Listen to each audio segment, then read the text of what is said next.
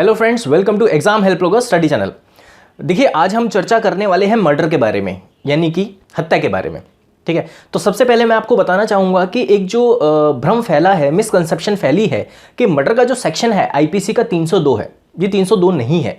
Murder जो बताया गया है आईपीसी के सेक्शन 300 में बताया गया है, यानी कि 300 में बताया गया है। और 302 के नाम से फिर ये क्यों प्रसिद्ध है? मर्डर, हत्या अक्सर कोई भी व्यक्ति अगर जानता है तो वो 302 के नाम से उसको जानता है, जबकि है ये 300।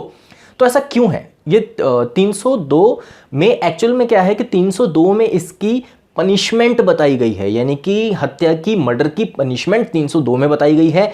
और मर्डर है क्या, उसकी क्या क्या एक्सेप्शंस हैं, ठीक है, तो वो सारी की सारी बातें जो बताई गई हैं वो आईपीसी इंडियन पीनल कोड 1860 के सेक्शन 300 में इसको बताया गया है। तो चलिए चर्चा करते हैं, ये जो मर्डर है ये है क्या। देखिए, क्या सारी हत्या या कहें कि सारा जो वध है, मानव वध है, क्या वो सब मर्डर है? क्या सारी मृत्यु को हम मर्डर समझते हैं? जी नहीं, सारी मृत्यु मर्डर नहीं होती। ऐसा नहीं है कि किसी ने किसी को क्षति पहुंचाई तो वो सारी की सारी जो क्षति है वो मर्डर में कन्वर्ट हो जाएगी। कोई व्यक्ति मर गया तो जरूरी नहीं है कि वो मर्डर है, ठीक है, वो कल्पेबल होमोसाइड भी हो सकता है।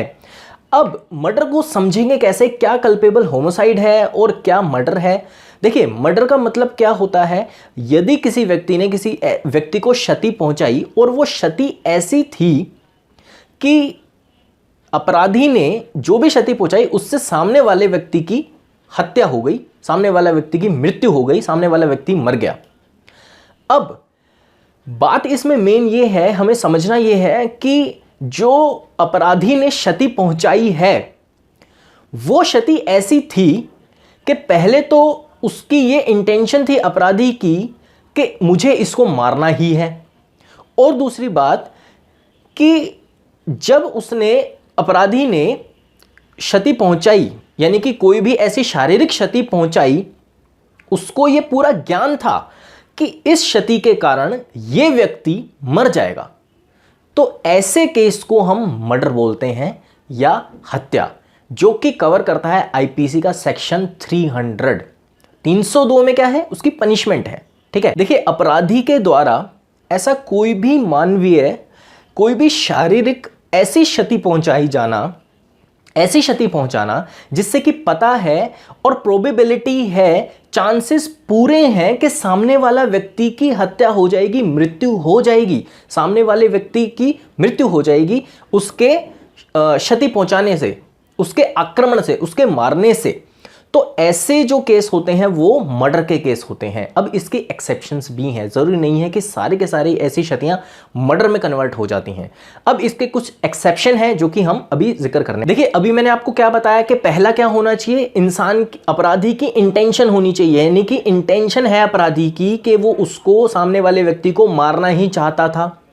दूसरी बात कि उसको ये ज्ञान भी था कि यदि मैं इसको मारूंगा तो इस चीज से मर जाएगा। फॉर एग्जाम्पल, अगर किसी सामने वाले व्यक्ति को गोली चलाई जाए, अपराधी गोली चलाए और वह व्यक्ति गोली चलने से मर जाए, अब अपराधी ये नहीं कह सकता साहब मेरे को नहीं पता था कि अगर मैं इसको गोली चलाऊंगा तो ये मर जाएगा, क्योंकि सबको पता है कि गोली चलाने से क्या होता है, इंसान का कत्ल हो जाता है, हत्या हो जाती है। तो ये केस जो है वो क्या कहलाते हैं? मर्डर वाले केस कहलाते हैं, ठीक है। अब हम देखेंगे कि कौन से केस मर्डर नहीं होंगे, यानी कि हत्या हो गई है बट मर्डर का चार्ज नहीं लगेगा, सेक्शन आईपीसी का 300 नहीं लगने वाला है। वो कौन कौन से केस? देखिए, यदि अपराधी अपने संयम में नहीं है, यानी कि अपनी सेंस में नहीं है, और अपराधी को प्रोवोक किया गया था, सामने वाले ने अपराधी को प्रोवोक किया था, और ऐसी कंडीशन में यदि अपराधी ने क्या किया, गन चला दी या सामने वाले व्यक्ति का क्या कर दी, मर्डर कर दिया, हत्या कर दी, मृत्यु हो गई सामने वाले की, उसके क्षति पहुंचाने से सामने वाले व्यक्ति की हत्या हो गई। तो ऐसे जो मामले हैं, अब इसमें दो बातें हमने नोट की, क्या कि जो अपराधी था वो सेंस में नहीं था। दूसरी बात क्या थी कि उसको प्रोवोक किया गया था, यानी कि वो प्रोवोकेशन में था, उसने प्रोवोकेशन के अंदर आकर सामने वाले व्यक्ति की क्या कर दी, हत्या कर दी। तो ऐसे जो केस होंगे वो कल्पेबल होमोसाइड होंगे, मर्डर नहीं होंगे। उसके बाद इसकी दूसरी एक्सेप्शन है कि जो अपराधी है उसका गुड फेथ था कि वो अपना प्राइवेट डिफेंस करना चाहता है, यानी कि अपने आप को बचाना चाहता है, अपनी किसी प्रॉपर्टी को बचाना चाहता है, और ऐसे स्थिति में जब उसकी प्रॉपर्टी को खतरा था या उसकी जान को खतरा था, ऐसी स्थिति में आकर उसने अपनी लिमिट्स को क्रॉस किया और जितनी वो क्षति पहुंचा सकता था उससे अधिक क्षति पहुंचा दी, उससे ज़्यादा क्षति पहुंचा दी और सामने वाला व्यक्ति की हत्या हो गई, मृत्यु हो गई। तो वो जो केस होंगे वो हत्या का चार्ज नहीं लगेगा, वो किसका चार्ज लगेगा? कल्पेबल होमोसाइड का चार्ज लगेगा। उसके बाद जो तीसरा इसमें एक्सेप्शन है वो ये है कि आपने देखा होगा पब्लिक सर्वेंट जो होते हैं, जैसे कि हमारे सोल्जर्स हो गए, हमारे पुलिस वाले हो गए, यदि कोई टेररिस्ट आता है तो ऐसी सिचुएशन में, और वो टेररिस्ट क्या है कि लोगों को, हम पब्लिक को जो है हानि पहुंचा रहा है, पब्लिक प्रॉपर्टी को हानि पहुंचा रहा है, तो ऐसी स्थिति में जो पब्लिक सर्वेंट है उसके पास ये अधिकार है कि वो बाकी लोगों की सहायता करने के लिए, यानी कि वो अपनी ड्यूटी परफॉर्म कर रहा है और ड्यूटी परफॉर्म करते हुए वो टेररिस्ट को मार देता है, किल कर देता है, तो ऐसी स्थिति में भी उसके ऊपर मर्डर का जो चार्ज है वो नहीं लेगा, ये एक्सेप्शन में आ जाएगा। अब देखते हैं इसमें चौथा जो इसके एक्सेप्शन है वो ये है कि कभी कभार क्या होता है, आपस में फाइट हो रही होती है और हीट ऑफ द मोमेंट के कारण एक व्यक्ति दूसरे व्यक्ति को क्या कर देता है, ऐसी क्षति पहुंचा देता है, सामने वाले व्यक्ति की मृत्यु हो जाती है। अब हीट ऑफ द मोमेंट ऐसी थी कि जो व्यक्ति मार रहा है, यानी कि जो अपराधी है, उसकी इंटेंशन ऐसी नहीं थी कि वो उसको ऐसी चोट मारे कि वो उसकी हत्या ही हो जाए, यानी कि वो व्यक्ति, सामने वाला व्यक्ति मर जाए, तो ऐसी उसकी इंटेंशन नहीं थी, लेकिन फिर भी उसकी हत्या हो गई, यानी कि उसको मानव वध हो गया, ठीक है, उसकी मृत्यु हो गई। तो ऐसे जो केसेस हैं वो कल्पेबल होमोसाइड होंगे, यानी कि वो मर्डर नहीं कहलाए जाएंगे, उसको हत्या का चार्ज फिर हम नहीं दे सकते। अब इसमें पांचवा जो केस है वो क्या है, पांचवी जो एक्सेप्शन है वो ये है कि व्यक्ति 18 साल से ऊपर है और उसको ये खुद पता है कि मैं जो काम करने जा रहा हूं उससे मेरी क्या हो सकती है, मृत्यु हो सकती है, ठीक है।